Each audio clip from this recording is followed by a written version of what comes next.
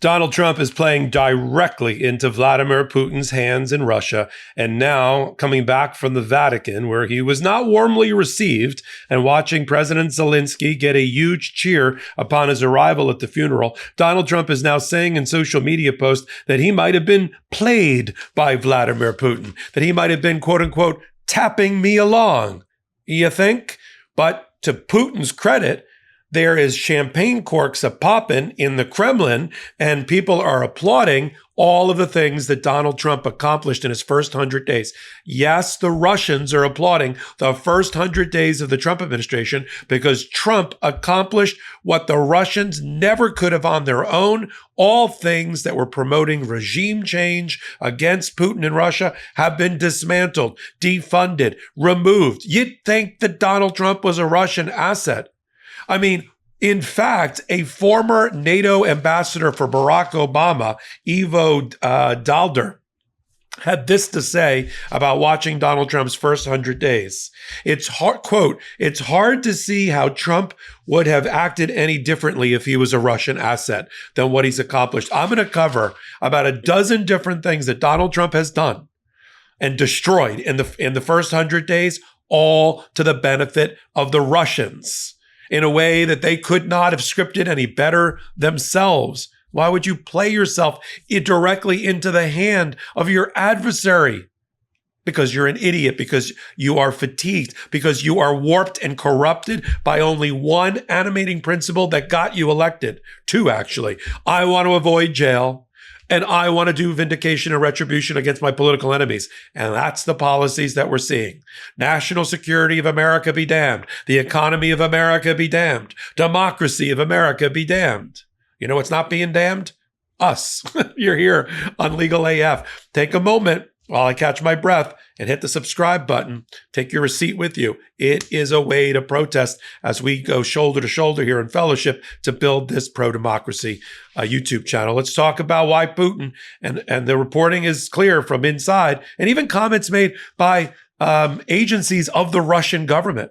I mean, RTTV, which is controlled by Putin and the Kremlin, had this to say about Donald Trump's decision using Carrie Lake as his foil, as his stooge, to destroy the Voice of America and Radio Free Europe, which transmitted into Russia to try to promote regime change. This is what she had to say about Donald Trump destroying the Voice of America and Radio Free Europe. She said, we couldn't shut them down ourselves, unfortunately, but fortunately for us, Donald Trump is doing it for us.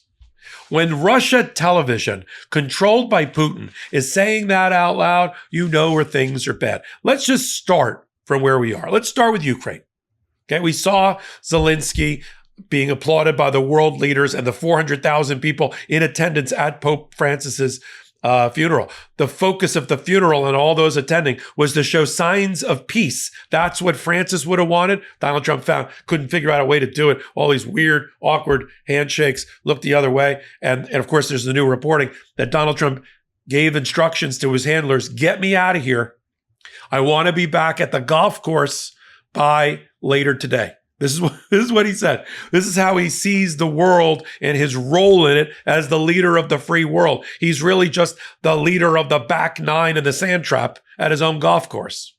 So let's take Zelensky for a minute. This is why Russia loves Donald Trump's first 100 days. He's completely emasculated and destroyed Zelensky, including in the Oval Office. I mean, when you watch your enemy, for the Russia, Zelensky being your enemy, being filleted, right?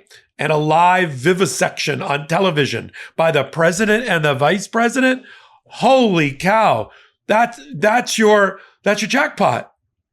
Earlier, remember, J.D. Vance went to Europe and chastised NATO leaders, allies, by saying that they're not in favor of the right brand of populist democracy, right? So he destroyed or tried to destroy our allies. Now, in Putin, let's take Putin now in Russia. Donald Trump is effectively, until just recently when he said, maybe I'm getting played. Maybe you are. Especially when Putin decides to bomb Kiev and also Zelensky's hometown during the peace talks that Donald Trump is leading Donald Trump to do a feckless, no, Vladimir, no. Really? When Joe Biden said stop, everybody was all, that's what you got? That's all you got? You weak? You know what? That was MAGA. And here Donald Trump goes, stop, Vladimir. Okay. So he completely absolves Russia of their land grab and breach of sovereignty and the hundreds of thousands of Ukrainian deaths. He completely absolves them and puts them on the same moral playing field as the Ukrainians. That's a win, of course, for Russia that they could not have even scripted. Also, where are the sanctions? I saw the long list of reciprocal tariffs. I saw Ukraine on there. We're actually tariffing Ukraine, which is at war and destroyed, but we're not hitting Russia with tariffs. Not only is the Trump administration signaled to the Putin administration or the Putin regime that they're not going to tariff them, they've said, you know, that gas pipeline, the Nord gas pipeline you want to take into Europe that we've been blocking, we might be okay with you rebuilding your economy with that gas pipeline. And now let's turn to the Secretary of State and the State Department. This is manna from heaven for Putin. He could not, again, if this was a Russian asset, he couldn't have done any better. To destroy the Secretary of State, have the Secretary of State himself destroy his own State Department and the elements of the State Department that were aimed at Russia. We're not tracking Russia disinformation anymore at the Department of Justice or the Secretary of State. We're not doing anything to counter cyber terrorism attack and the disinformation campaign led by the Russians. You know, it's much like Donald Trump when he was at the Ellipse giving the speech and his Secret Service told him, but they have weapons. He said, drop the magnetometers. He said, well, they have weapons. Well, they're mine. They're not going to hurt me. Since the disinformation campaign is generally against the Democrats, they don't care about stopping Russia. And the Secretary of State did the same thing, Marco Rubio. It's really Donald Trump. Got rid of anything related to Russia disinformation. Got rid of entire departments dedicated to stopping Russia or changing the regime there. Okay? Got rid of all agencies that dealt with this particular conflict at the Secretary of State. Totally shrunk the field offices, got rid of tens of thousands of consular offices, field offices, personnel, embassies around the world.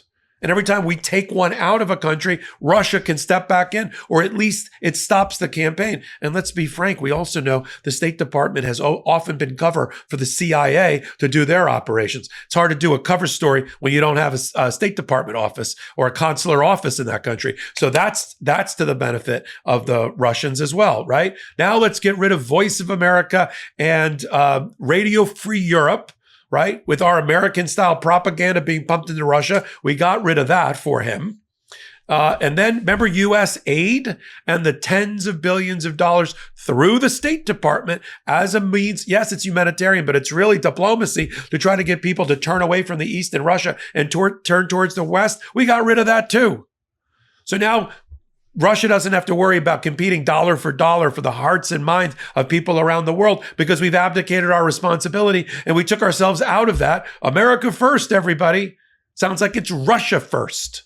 That's what this set of policies sounds like. So you've got and think about the people that Donald Trump put in charge of his major divisions. You think this strikes fear in the heart of Putin and the Russians? Pam Bondi as the head of the Department of Justice. She can't even read a script. She sounds like a sixth grader or less. Sorry, sixth graders. You would do better in debate, I'm sure. Pam Bondi for the Department of Justice. So far, there's more than almost 120 types of injunctions against the Trump administration and a losing record at the Supreme Court. She couldn't think her way out of a wet paper bag. And if they didn't love that, they are creaming themselves over Pete Hegseth being the head of the Department of Defense. Do you think any Putin or any of the Russian generals are worried about Pete Hegseth? And I haven't even touched on an awfully quiet Tulsi Gabbard, who was rumored to be a Russian asset at one point in reporting, being the head of the national intelligence for the United States. I repeat the comment made by Obama's former NATO ambassador.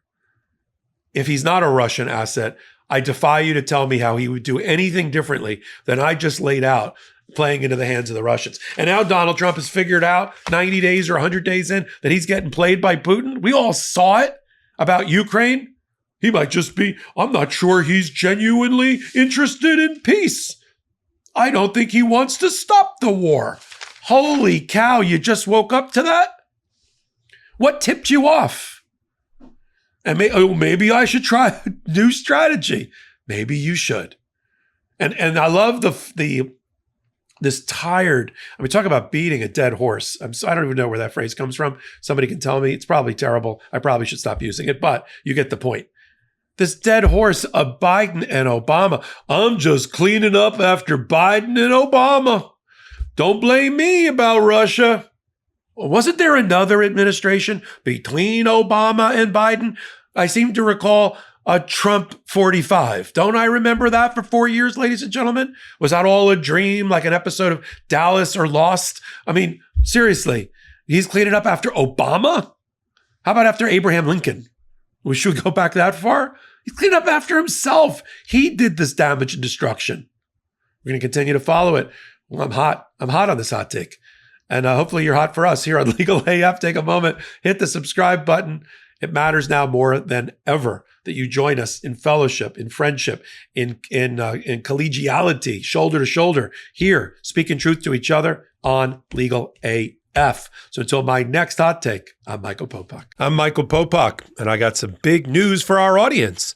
Most of you know me as the co-founder of Midas Touches Legal AF and the Legal AF YouTube channel, or as a 35-year national trial lawyer. Now, building on what we started together on Legal AF, I've launched a new law firm, the Popak Firm, dedicated to obtaining justice through compassionate and zealous legal representation. At the Popak Firm, we are focused on obtaining justice for those who have been injured or damaged by a life-altering event by securing the highest dollar recoveries. I've been tirelessly fighting for justice for the last 35 years, so my own law firm organically building on my Legal AF work just feels right. And I've handpicked a team of top-tier trial fighters and settlement experts throughout all 50 states known as big auto injury attorneys who have the know-how to beat heartless insurance companies, corporations, government entities, and their attorneys. Big Auto's attorneys working with my firm are rock stars in their respective states and collectively responsible for billions of dollars in recoveries.